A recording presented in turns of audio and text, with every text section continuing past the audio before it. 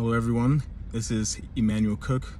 We will be reacting to a new video today, so make sure you guys like, comment, and subscribe down below, and let's get into the video. Let's talk about one of the main struggles I have as an American living in Europe while I'm walking my dog. So don't get me wrong, living in Europe is amazing. I love it. I don't regret it one bit. But you do really feel isolated from your community. And by community, I don't mean the community that you're building here, but the community back home. Home can mean where you grew up, where you spent the most of your young adulthood life, your most recent home, you know what I mean. So it's a 5-hour time difference between London and New York and Florida. So for context, I did 4 years of my first university in Tampa, Florida, stayed there for an extra 2 years. So in total, 6 years of my life was spent there. Oh my God, my hair. And I was born and raised in New Jersey and have a whole network in New York City. Basically grew up in New York City and spent the last year or two living also in New York City once I left Tampa again. Then I also have friends like scattered all throughout the United States because, you know, we moved after we graduated college. Like I have friends in the West Coast. So that's an 8-hour time difference. And it's just like really hard to coordinate times that work for you and for them. I work on a US schedule primarily, so I know how it works in order to work on a US schedule, but talking to your friends on a US versus like, you know, Europe schedule is very different on a social level rather than work. And it sucks because you end up, you know, not talking to them for a while, and then next thing you know, it's like weeks or months without even communicating with your friends or family members. Also, like, aside from even just like the time difference, because like today I had to schedule a call that I'm having with a girlfriend of mine today that lives in Oregon a week in advance because it just never works whenever I'm able to talk for her and vice versa. But like time wise aside and that inconvenience, you feel isolated because you just like feel so disconnected from the world. Like you really kind of are. The world's small, but at the same time, like you really are in a whole different part of the world. So like you just feel so far removed and disconnected. Think about when you're traveling, right? Like just like you're going on like a week trip or a 10-day trip or whatever. Whenever you're away, you feel like the world like that you have at home just doesn't exist, and you're just so consumed in the trip, right? And like the world kind of stops, and it's just out of sight, out of. And I know that the real world, like once this becomes your everyday thing, like it shouldn't feel like that. But because you're so far away, and then you add the time difference, and then your daily routine, it feels like that feeling when you're on vacation all the time when you're so far away. And while it's harder to communicate on the phone because of time difference, you think, okay, well, text, right? Like, because you'll text, and then when they have the time, they'll answer you. But because of this, like, far removed mentality, you just, like, forget to even text. Because, again, like, think about when you're on a vacation. You're barely texting anybody when you're on a vacation. You're just enjoying your time. And, again, it's not that, like, yes, I am enjoying my time here, of course. But it's not about even just, like, oh, like, I'm enjoying my time and I forget everybody. It's like you just forget about it. And it is really isolating because then you see everyone on social media like Instagram and TikTok, and you're the closest people to you, and you just feel so far away from them and disconnected from them, and it hurts, and it is sad, and it's like trying to navigate to close that gap now that you're just so fucking far. I don't have the answer on how to make this better because I currently am trying to fix that problem, because I told myself I don't want to just forget about like my world back in the US and like the people most sacred to me. So I'm trying to make more of a conscious effort to stay in contact. So for example, like even though it doesn't seem as genuine, like scheduling calls in advance, like in order to talk to my friends, or like putting myself out there to message them more often and being like, hey, how are you? I'm trying to make more of a conscious effort to do that and try to close that gap, but I don't have the answer to that yet. But I'm just telling you, like, that is probably one of my biggest struggles living here with everybody that I've known my entire life back at home. This whole living abroad thing was all fun and games at the start, yeah, but bro, I want to go home. every day is getting harder and harder to get out of bed. It's my birthday soon and I'm feeling extra like lonely, depressed. I don't know what it is. This is the second time since being in Australia that I've looked at flights home. Who's paying like $2,000 to go home? Like, what have I done? A lot of my friends have gone back to the UK for a little bit. One of my friends is not coming back. You know who you are. One of my friends is going to Egypt. I booked a trip to the Whitsundays for my birthday. So it's like, you know, let me go on a trip. It might rain for half the time I'm there. I don't know what to do. Maybe I'll cancel it. I'm tired. This shit is tough. I want to call my mum. I want to call my cousin to just run and ask what to do. It's like 4 a.m. Bro, I'm by my... Like, this is so... I don't know how much longer I can do this. My second year visa has not come. Maybe it's for a reason. I don't know. Especially here. I just feel like, especially Australia, it's just so tough. Like, it's so far away. Like, what am I trying to prove?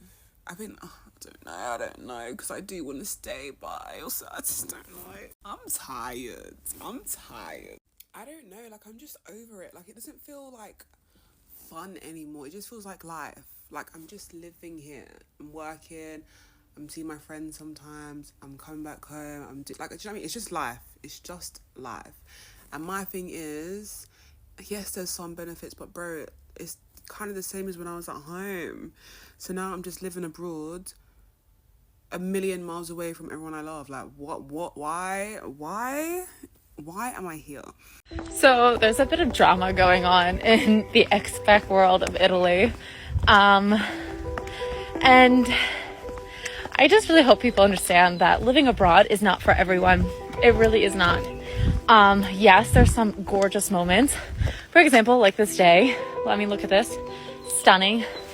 You know, there's a lot of benefits for living abroad, but there's also a lot of challenges you will face, especially if you move to a small town, which is like the one I live in. But granted, your scenario changes whether or not you have family here, you have a loved one here, or support. Obviously, coming here as a solo travel individual, small town, everyone knows each other, so I understand the drama behind that. But as a solo travel is much different, and I just hope there's no more misinformation spread.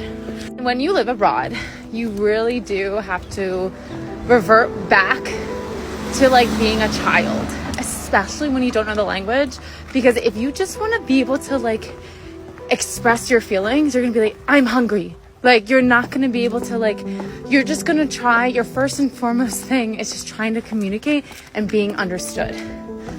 And so you really do digress when you first come to a new country. But with time, not just 1 year or 2 years, it could take up to 5. I've been here 10 years and I'm still learning. Like, it can take a while to fully adjust. And everyone adjusts at their own pace. So that's a little heads up for anyone who wants to move abroad or live in Italy. I had a really hard day here today living in a foreign country. My kids and I were at a park. My 1-year-old fell and bonked his head on some rocks and got a deep gash and started gushing blood. I don't have a SIM card yet, so I had no way of contacting anyone. I didn't know any emergency numbers. Thankfully, there was another American family who was there. She just swooped in and took care of everything. She drove us to an urgent care clinic. I just feel really unprepared here. I'm so familiar with all of the infrastructures in the United States. I know exactly what to do. Here, I don't know yet. So it's just very scary. I have a lot to learn, and I'm so glad that it was not worse than it actually was. I feel like one of the hardest parts about coming back home to your home country after you've been living abroad for a while is, like, of course you get homesick when you're abroad, but there's this weird thing that happens when you come back to your home country. And granted, not everybody feels this way, but there's this weird thing that happens where you feel your whole body just completely like completely relax, because you're around your own like customs and traditions, your own language, like things that feel normal and comfortable to you. You're around, you know, your own people. Like, you don't feel like you're being judged. You don't feel like you stand out. You don't feel like the foreigner. Like, it's a really good feeling. And it almost like it makes it harder to go back to the country that you're living in, even if you consider that home as well, and even if you hold like a really deep love for it.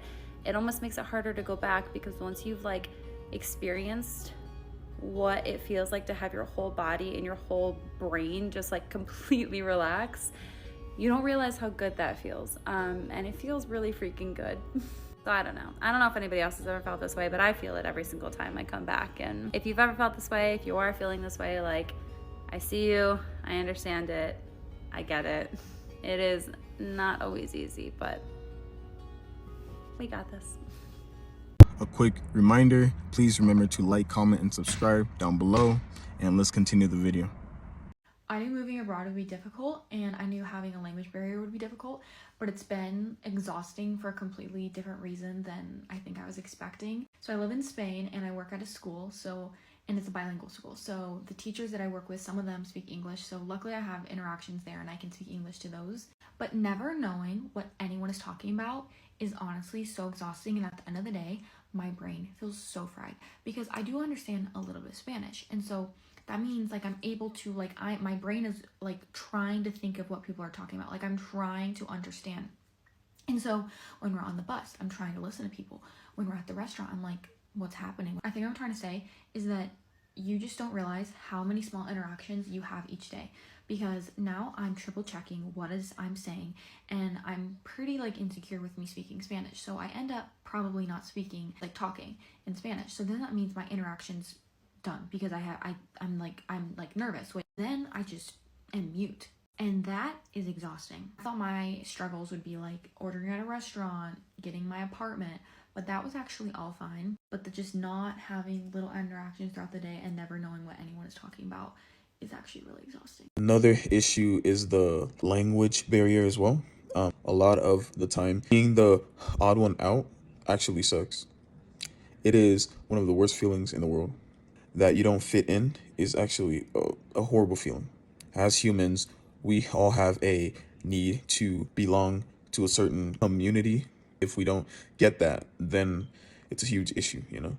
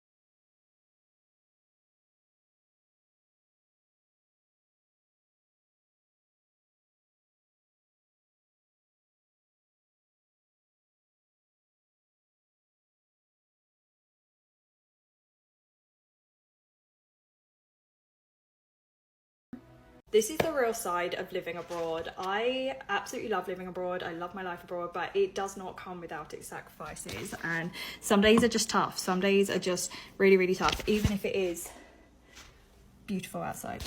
My mum called me this morning to let me know that our family cat has taken a downward turn, and I know some of you are probably thinking, come on Lauren, it is just a cat, but it is not just a cat. It is our family cat that we have had for 21 years. We got her when I was 7 years old. I have grown up with her, and she called me to ask me if I wanted to say goodbye, so I had a little FaceTime with her. Her name is Polly Pot Princess.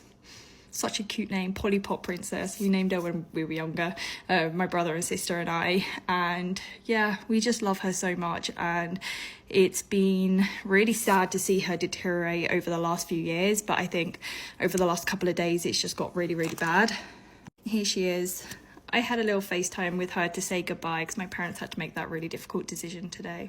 And yeah, it's been a sad day, and it's just sad that I can't be home. I wasn't there to be able to properly say goodbye, and I'm not with my family to be able to be there for them as well. But she's so cute. Yeah, sad day. Okay, so this is the reality of living abroad for an extended period of time that I feel like a lot of people don't talk about enough. So I've lived in Korea for 2 years, and I just signed my teaching contract for a 3rd year here. And people ask me all the time if I'm homesick, and the answer is obviously yes. I'm homesick every day. But the thing that I've realized the longer I've been here is that I will always be homesick for the US when I'm living abroad, but I know if I move back to the US, I would always be homesick for Korea. So like you never ever feel like you're fully content. Part of you always feels like there's something missing. And obviously, like, I'm American, I'm not Korean, and I work with all Koreans and I have Korean friends, and when I hang out with them, it's great, but I always feel like there's a sense of disconnect because I'm American, I'll never be Korean. Now I realize it sounds pretentious, I don't intend for it to.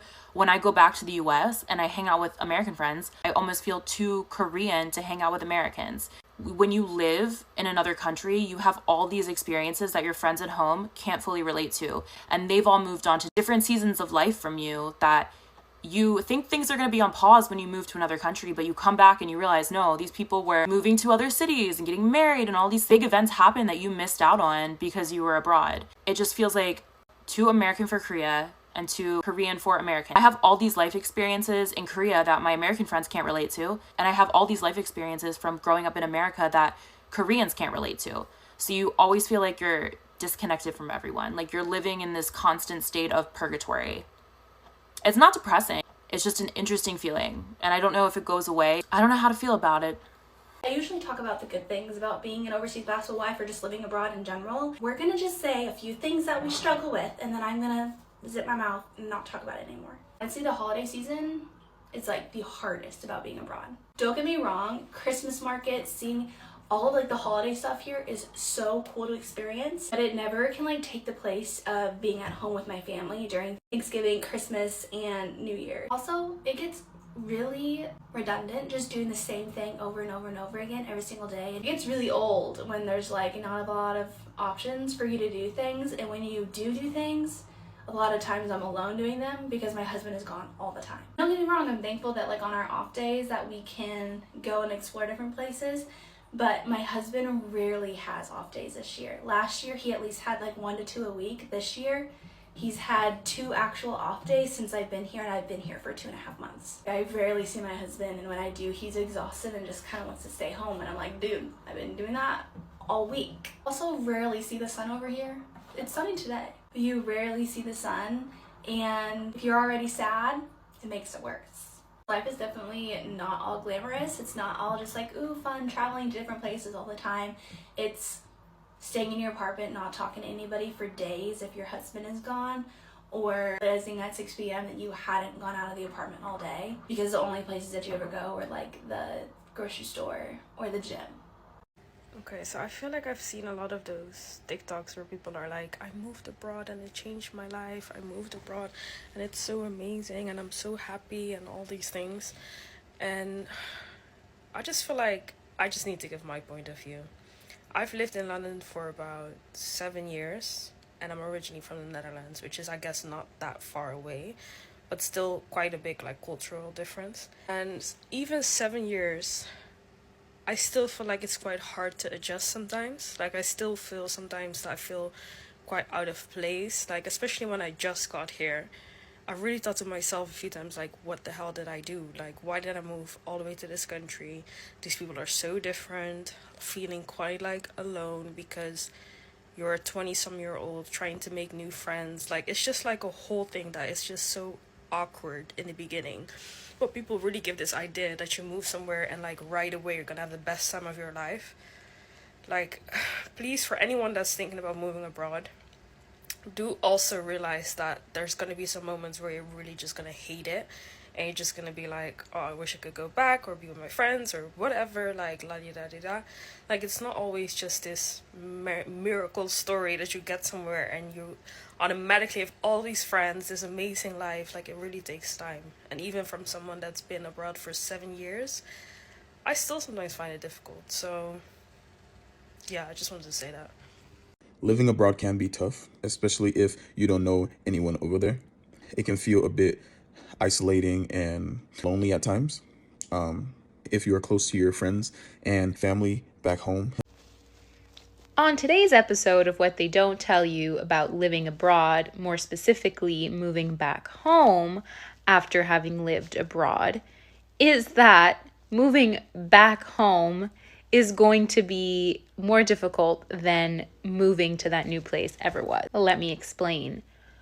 For me, this is my personal experience, moving away was very difficult for me. I was leaving the place I had ever called home. I have only lived in the same house. I was still living with my parents. And so that was a big step for me. And that initial, like the first, few days, few weeks, it got easier, but it was very hard. However, it was hard, but it was also super exciting. You're getting to, live in this brand new city. I was going to Italy, to Milan. There was so many things to see, to do. Like, it was scared and hard, but it was also exciting. When you're coming back home, you know this place. I lived here for 25 years of my life. Obviously, that level of excitement to come back is a heck of a lot less than what it was to leave. But now you're just kind of, things don't feel as special as they once was here. And I know that that's also, I need time to adjust back to life at home. Like, it's not like instantaneous. I live thousands of miles away from my family, and there are things that I really miss about, being home and having my family close to me. Of course, living abroad is a choice, and if you're thinking about it, there are certain things that, of course, you need to consider. You're gonna miss so many birthdays, weddings, and, really good things. I saw my parents getting older and older. My parents are pretty old, and they sacrifice a lot. And seeing them like that, getting older and older, and I'm here pursuing my dreams, almost makes me feel guilty because I could be with them and helping, but I'm here instead. So sometimes I really feel selfish. But anyhow, of course, every time you're going through something, every time something happens, your family is not there to support you. It's there to support you. Thankfully, there's WhatsApp, there's FaceTime, but in this moment right now, I would love to hug my mom so much. And she's not here. It's life, and as I said, living abroad is a choice. Some days are easier, some days are harder. I just saw this really great TikTok, and by just saw, I saw it yesterday, and I don't remember the name of the person, but I just felt like I needed to reiterate the message and share it. But some girl said that your credit score doesn't matter in other countries, and how it's very much a US thing. So what is stopping someone from taking out as large of a personal loan as they can, and ignoring any debts they have, and just moving and starting a beautiful life in another country? Because why is it a great idea? I'm very tempted. I also know that your student loans get canceled after 27 years of living abroad. So if you have student loans, you could do that. And it's honestly, not the worst idea. Like, go move to Europe. Like, you'd have an amazing life there. I'm, like, very, very tempted. I see a lot of people panicking right now, understandably so. And if you're on the videos that I'm on of people telling you moving out of the country is so easy, just be a digital nomad, you'll see in the comments a lot of people are saying that they can't find a remote job or that it's too expensive. And I'm not an expert in this, but I want to give you options. Because I live my life by the motto, if there's a will, there's a way. It's a little bit more unconventional. So, if you ever find yourself needing to leave the country on short notice and you have a little bit of savings, here's a way to do it. And this might be your plan C, but it's good to have one if you really need it. So, here's some fun travel information for you to know. US citizens can stay in Mexico for 180 days. Geographically, Guatemala is right below Mexico and you can stay there for 90 days without a visa. By the way, I love Guatemala. I also love Nicaragua and you can stay there for 90 days without a visa. You can go to Costa Rica for 180 days without a visa. And to round out Central America, you can go to Panama for 180 days without a visa. All of these places are relatively fast to get to. Many will have cheap flights to get into. They have a low cost of living. And some of these countries you can do a quick visa run in order to reset it, meaning that you leave for a week. Now you may be thinking, okay, Mariah, but what happens when I get there? I told you I didn't have a digital nomad job. Go take a peek at World Packers. Look into volunteering at hostels. I appreciate you guys watching the video today. Please make sure to like, comment, and subscribe down below, and I'll see you guys in the next video.